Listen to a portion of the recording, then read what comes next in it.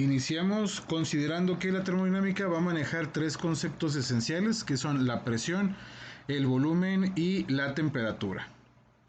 Estos tres procesos, para estas tres primeras leyes que vamos a manejar, habremos de considerar uno de estos factores como un constante, es decir, no va a variar durante todo el ejercicio. Si yo considero a la temperatura como un proceso estable, entonces yo le voy a decir que esto es un proceso isotérmico.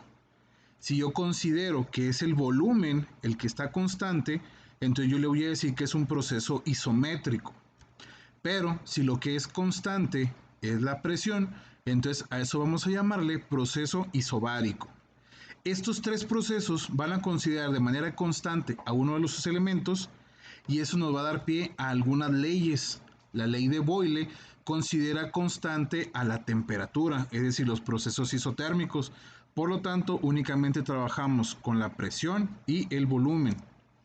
La ley de Gay-Lussac considera constante al volumen, es decir, son procesos isométricos, y por eso únicamente considera la presión y la temperatura. La ley de Charles considera la presión como un elemento constante, por eso es un proceso isobárico y únicamente considera el volumen y la temperatura. Entonces, nosotros podemos ver que la ley de Boyle va a considerar a la presión y al volumen inversamente proporcionales. Es decir, como tenemos la misma temperatura, cuando la presión aumente, el volumen va a disminuir. Y cuando la presión disminuya, el volumen va a aumentar. Y viceversa, al volumen le va a pasar lo mismo. Si el volumen, por lo tanto, aumenta, la presión disminuye. Y si el volumen disminuye, la presión aumenta. Entonces, matemáticamente nosotros podemos extraer nuestra fórmula y decir, llamamos 1 y 2 al aumento inicial y final del proceso. Entonces, la presión 1 por el volumen 1 debe ser constante proporcional a decir que es la presión 2 por el volumen 2. De la misma forma, la ley de Charles considera constante a la presión, entonces el volumen y la temperatura, en este caso ellos van a ser directamente proporcionales. Es decir, si el volumen aumenta es porque la temperatura también. Y si el volumen disminuye es porque la temperatura también está disminuyendo. Nosotros tenemos una modificación a la fórmula anterior y entonces tenemos que el volumen 1 entre la temperatura 1 es igual al volumen 2 entre la temperatura 2. De la misma forma, la ley de Gay-Lussac propone que como el volumen es el que es constante, la presión y la temperatura van a trabajar directamente proporcionales. Por lo tanto, también para ellos, la presión 1 entre la temperatura 1 debe ser igual a la presión 2 entre la temperatura 2.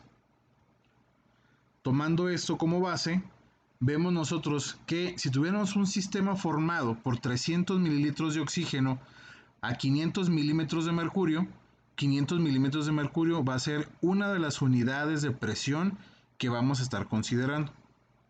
Si este sistema reduce su volumen hasta alcanzar 200 mililitros, ¿a qué presión resultará el sistema? ¿Qué es lo primero que tenemos que hacer? Tenemos que registrar nuestros datos. Como vayan saliendo los datos, es lo que debemos considerar como nuestro momento 1 y después nuestro momento 2. Entonces aquí al inicio nos dicen que tenemos un volumen de 300 mililitros, por eso aquí dice volumen 1 300 mililitros. 500 milímetros de mercurio sería mi presión 1 y nos dice que se va a reducir el volumen hasta 200 mililitros y esto sería mi volumen 2. Por lo tanto, yo estoy buscando la presión 2. Como mi fórmula de inicio me dice que la presión 1 por el volumen 1 es igual a la presión 2 por el volumen 2, lo que yo estoy buscando es la presión 2. Por lo tanto, este volumen es el que voy a mover de mi fórmula para poder trabajar. Como aquí el volumen está multiplicando, entonces yo lo voy a pasar dividiendo. Por lo tanto, mi fórmula queda, la presión 2 es igual presión 1 volumen 1 entre volumen 2. Y entonces yo vacío mis datos.